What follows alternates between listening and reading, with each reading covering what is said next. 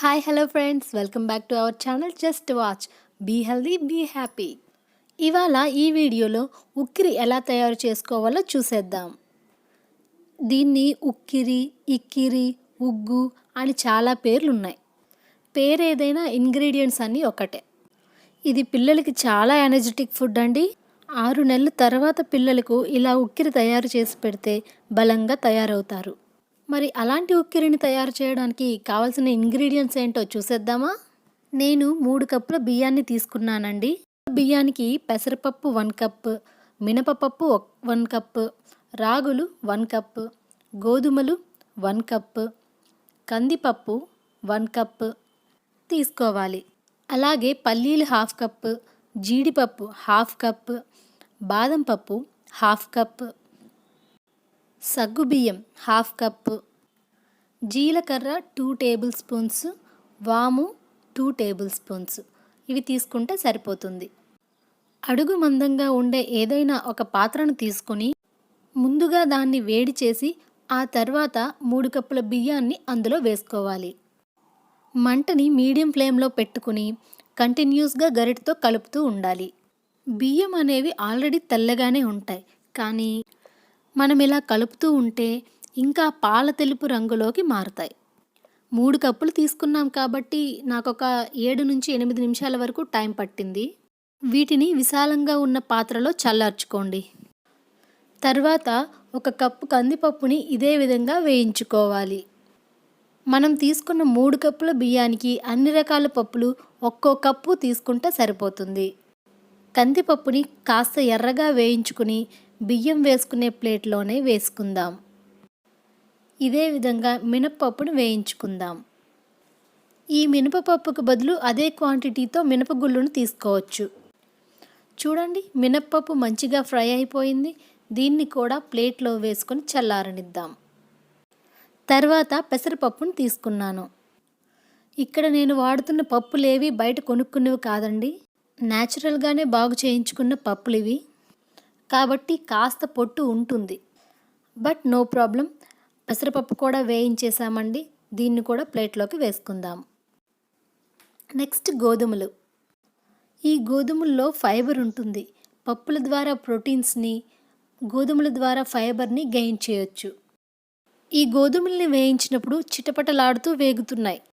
వీటిని కూడా ప్లేట్లో వేసుకొని చల్లారనిద్దాం. నెక్స్ట్ మనం వేయించబోయేది రాగులండి. ఈ రాగుల్ని సోలు అని కూడా అంటారు. ఈ రాగుల్ని సిమ్లో పెట్టి వేయించుకోండి. ఎక్కువగా వేడెక్కితే నల్లగా మారిపోతాయి.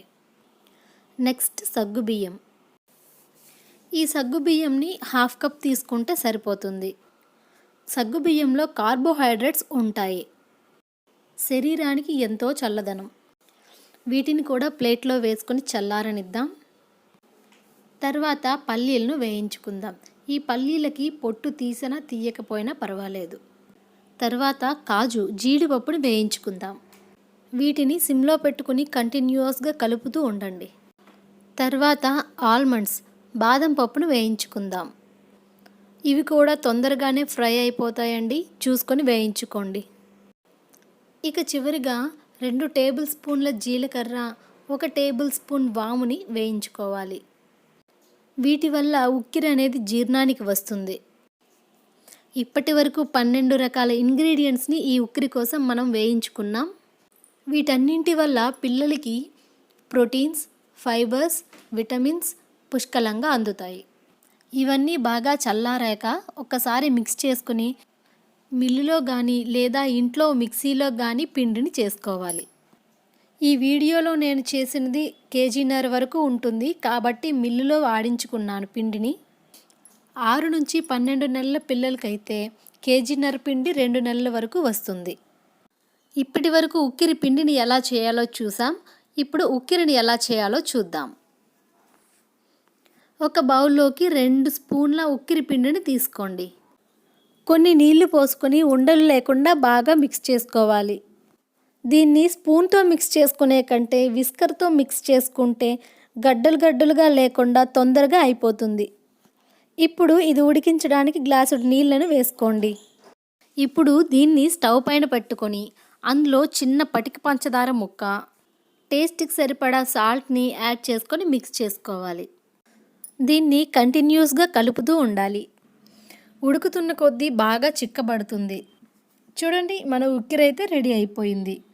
ఇది చల్లారాక ఇంకాస్త చిక్కగా అవుతుంది. చూసారు కదండి, హోమ్ మేడ్ సిర్లాక్. డాక్టర్స్ కూడా ఇంట్లో తయారు చేసిన ఈ హోమ్ మేడ్ సిర్లాక్ని పెట్టమని చాలామందికి సజెస్ట్ చేస్తూ ఉంటారు. సో ఫ్రెండ్స్, ఈ వీడియో మీకు నచ్చినట్టయితే ఒక లైక్ కొట్టి మీకు తెలిసిన వారికి షేర్ చేయండి. మరెన్నో స్పెషల్ వీడియోస్ కోసం మన జస్ట్ వాచ్ ఛానల్ని సబ్స్క్రైబ్ చేసుకోండి. Thank you for watching.